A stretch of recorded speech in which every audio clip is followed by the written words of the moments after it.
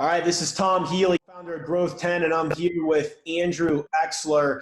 Andrew, you and I were having a really interesting conversation offline, and I'm like, all right, this needs to be one of the ideas on the Growth 10 platform. And essentially what we're saying is you have to be really careful who manages your social media. Obviously, I work with a ton of entrepreneurs, and I'd say the two things that I see all the time are, Susie's the youngest person in our office and spends the most time on social media, so she needs to be the one managing the social media for our entire business and organization. I see that all the time. And I know that's a big mistake, and we'll get into why. The other thing I see too is outsourcing it to the wrong person. Just because someone manages social media doesn't mean they should manage your social media, and they understand your brand and they can communicate what you need. So we had this great conversation, and I want to walk through some of the things we had here. The first thing that we had talked about was just because someone is on social media doesn't mean they understand how to utilize social media for business, because business is different than personal. You explain that. Yeah, absolutely. And you see it all the time. And I've experienced it in some past roles of the most person with the most followers ends up running the big company's social media, and that they become the voice of that business. And it's really important that whoever is running it, if you don't feel comfortable calling that person your director of marketing or director of communications, you need to reconsider what you're doing, because that person is essentially showing your business off to the world.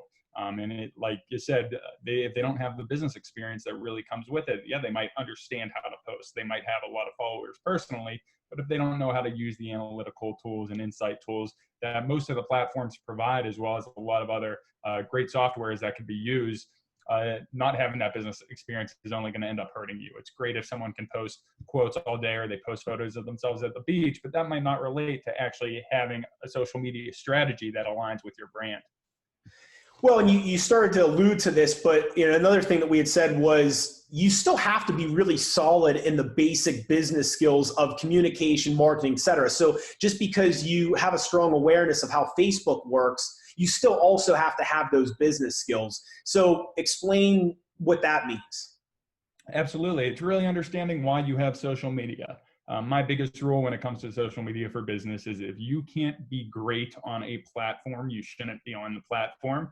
I think all businesses need to prioritize and get themselves great on at least one platform, because that's where you're going to meet a lot of your audience.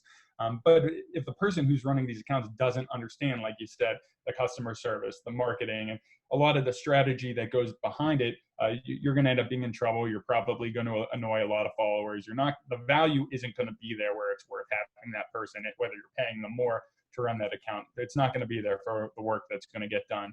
You want to make sure that they fully understand the why. Why am I posting? What is my goal of this message? And if you can't answer those basic questions, why a post is going up or why this quote of the day is going out this morning, then again, you need to take a step back and reconsider, or else you're just going to hurt your brand.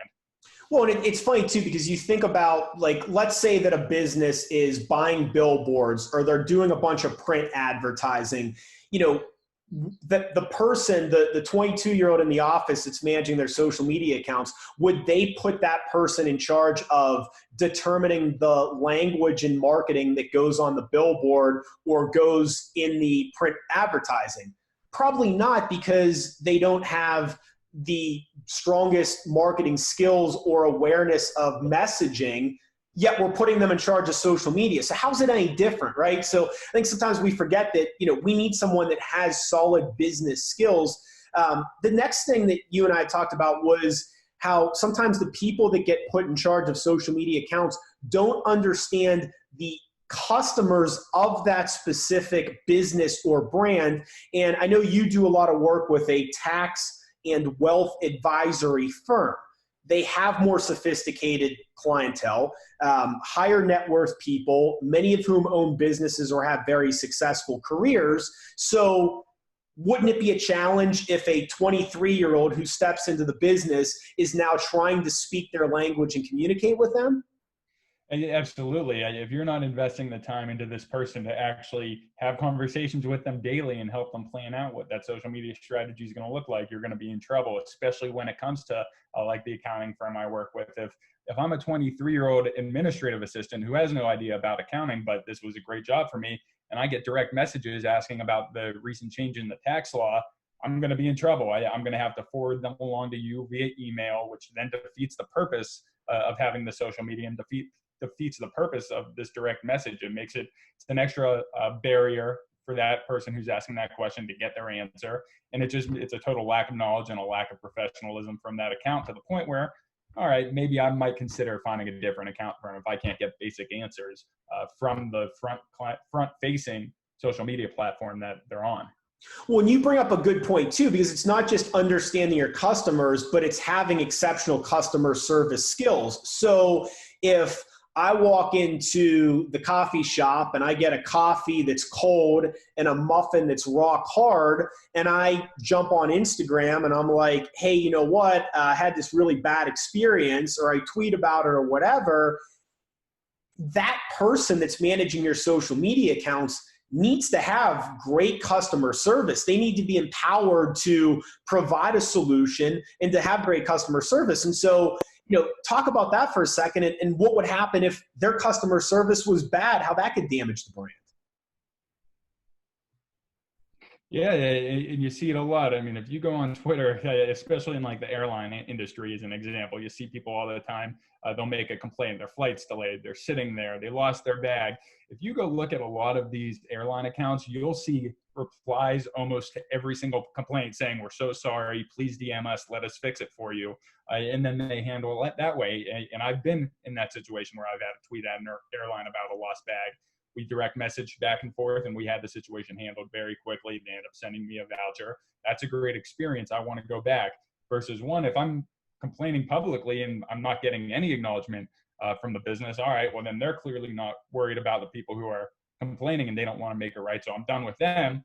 That's one. Or if they're just saying, sorry, better luck next time, and they are responding, it's like there is a presence, but then they're clearly just missing that understanding of how to fix the situation. Just saying, sorry, we'll fix it next time. It's so sorry, come on in. Your next coffee's on us. Here's a couple gift certificates. Bring friends in. Let's take some pictures of you in it with some of our apparel, whatever it is. There's a lot of things you can do. It's just that basic understanding. And it's not because the person's dumb. It's just they might not have the knowledge yet. They have to get some experience. They need to sit down with the older people in the business to learn from. Correct. Yeah, you've never done customer service, yet that's a critical part of social media management, but not something that you would necessarily think of. So people think of the outbound stuff. They don't think of the inbound inquiries and how that person is the face of your business when there's issues or complaints or whatever it might be. Now, the last thing that we had talked about was not understanding the strategy of the business. So leadership in the organization or the owner of the organization has some very specific goals for the strategy of the business. But if that social media person, whether it's an internal position or someone being outsourced, if they don't understand that strategy, it's impossible for them to push it out through social media and execute that strategy. What exactly do you mean by that? Yeah. Like I said, if you want to do social media, great. If you want to be consistent and have a purpose and you want to provide value and you want to pass it off to that 23-year-old administrative assistant, that's totally okay. But you have to be ready to invest the time to be able to train them, meet with them every single day, continue to make sure they're knowledgeable of what are your values, what is the mission of your business, and what are you going to do to provide value to your customers. It's really important that they know exactly what the ultimate goals are. With a lot of the businesses I work with, I'll either come in as the social media manager and I'll work with the owners of those businesses, or I'll come in as a coach where I'm not necessarily running it, but I'm helping to provide value and I'm helping to teach and learn strategies so I can sit down with that 23-year-old and say, these are the conversations we have. This is how we need to prioritize. This is how we respond to complaints. This is how we handle various situations. And then you take it all day by day to make sure that that person knows exactly what they're doing, so all of the messages align and they're consistent with your brand. Gosh, there's so much I'm taking away from this, but I just think the key thing is be very careful, who you put in that role, and understand it's a lot more than just posting stuff. Great stuff, Andrew. We appreciate it. Thanks, Tom.